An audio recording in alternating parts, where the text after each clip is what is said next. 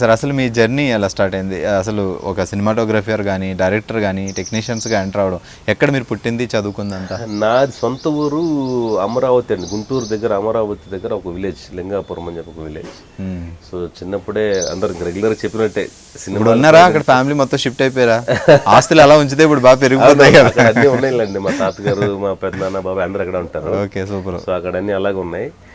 But నేను settle అయిపోయిన చెన్నైలో అండి, ఫ్యామిలీ అంతా కూడా చదువుకున్నంత మా ఊర్లోనండి, గుంటూరు దగ్గర. తర్వాత చెన్నై. సో నాకు సినిమాల పైన ఇంట్రెస్ట్తో నేను ఇంట్లోంచి పారిపోయి రావడం జరిగింది.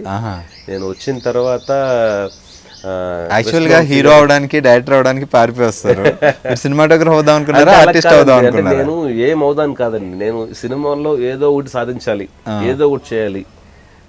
ఎందుకంటే సినిమాలు చిన్నప్పటి నుంచి చూసి అది అప్పటికి నాకు తెలియదు. అప్పుడు సినిమాలు చూస్తాను తప్పితే దీంట్లో ఇన్ని కేటగిరీస్ ఉంటాయా, డైరెక్టర్ ఉంటాడు సినిమాకి, హీరో ఉంటాడని తెలిసి తప్పితే ఇది వెనకాల ఎంతమంది ఉంటారని తెలీదు.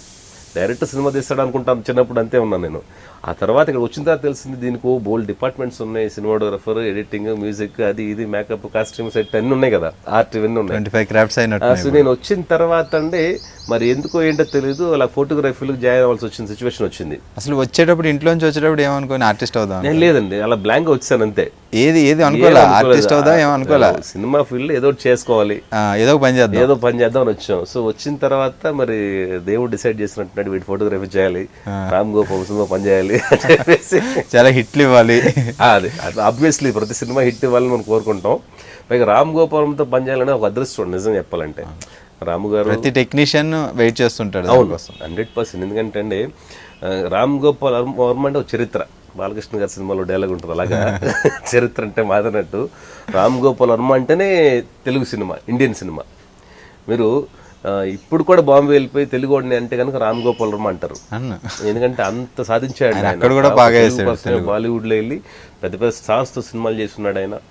ఇంకా నెక్స్ట్ ఆయన హాలీవుడ్కి వెళ్ళాల్సిందని, ఇంకా తెలుగు సినిమా చేస్తా ఉన్నాడు. ఆయన నాలెడ్జ్కి చెప్తాను. అక్కడి నుంచి అటు హాలీవుడ్కి వెళ్ళాలి, మన లక్ కొద్ది మళ్ళీ అటు హాలీవుడ్కి వచ్చారు, ఏదో అదృష్టం కొద్ది. సో అలాగా మళ్ళీ పాయింట్కి వద్దాం. అలాగా సినిమా ఫీల్డ్కి ఏదో ఇలాగ వచ్చిన తర్వాత ఫోటోగ్రఫీ పైన ఇంట్రెస్ట్తో ఫోటోగ్రఫీలో జాయిన్ అయిపోయానండి.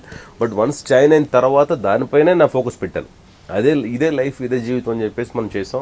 అలాగే అసిస్టెంట్గా ఉన్నప్పుడు నన్ను ఎవరి దగ్గర ఫస్ట్ మీరు జాయిన్ అయింది అసిస్టెంట్? నేను అసిస్టెంట్గా అండి స్టడీ కేమ్ ప్రసాద్ గారు జాయిన్ అయ్యానండి, నిన్నే ప్లేటర్ సినిమాకి. దానికి కృష్ణవంశీ గారు సపోర్ట్ చాలా హెల్ప్ చేశారు. మీ ఫస్ట్ మూవీ అది అసిస్టెంట్గా, సూపర్ హిట్. అవును, కృష్ణవంశీ గారి రికమెండేషన్తో, కృష్ణవంశీ గారి దగ్గర పనిచేసే బాబు అని ఒక మేనేజర్, అలాగే మల్లి అని ఒక కో డైరెక్టర్, వాళ్ళిద్దరు ప్రోత్సాహంతో, కృష్ణవంశీ గారి రికమెండేషన్తో ప్రసాద్ గారు జాయిన్ అయ్యాను.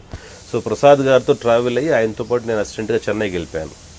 సో అక్కడ నుంచి తెలుగు, తమిళ్, కన్నడ, హిందీ అన్ని సినిమాలకి అసిస్టెంట్ కెమెరాగా బోల్డ్ సినిమాలు చేస్తాను. 90 ఫిల్మ్స్ చేశానండి అసిస్టెంట్గా. అవును, టిల్ 2004 వరకు.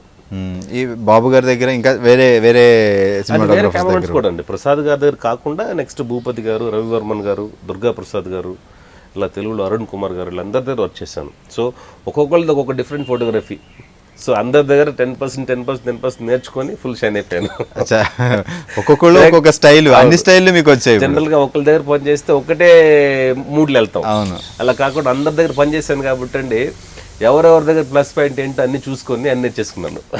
ఇన్ని సినిమాలు చేయడంలో చాలా డైరెక్టర్లు కూడా చూసుంటారు. ఏ డైరెక్టర్కి ఏం కావాలో కూడా మీకు ఈజీ అండి. నేను మీరు తెలుగులో చేసిన డైరెక్టర్స్ అందరూ కూడా నేను అసిస్టెంట్లు పనిచేసినప్పుడు చాలా పెద్ద పెద్ద డైరెక్టర్లు, రాఘవేంద్ర గారి సినిమాలు పనిచేశాను, దాసనారాయణ గారి సినిమాలు పనిచేశాను, ఇంకా ఎక్కువ కృష్ణవంశీ గారు. సో ఎక్కువ నా లైటింగ్ ప్యాటర్న్ అంతా కూడా ఆయన బేస్ చేసుకున్నట్టే ఉంటాయి. ఏ సినిమాలు చేశారు కృష్ణవంశీ గారితో? ఫస్ట్ నుంచి అండి, నేను నిన్నే ప్లాడతా, సింధూరం, అంతపురం హిందీ, అంతపురం తమిళ్, సముద్రం, ఖడ్గం, ఇన్ని సినిమాలు పనిచేసాం. సూపర్. సో మీరు సినిమాటోగ్రఫర్గా ఎంట్రీ ఇచ్చిన ఫస్ట్ మూవీ? నేను 2004లో ద అంగ్రేజ్ అని ఒక సినిమా అండి.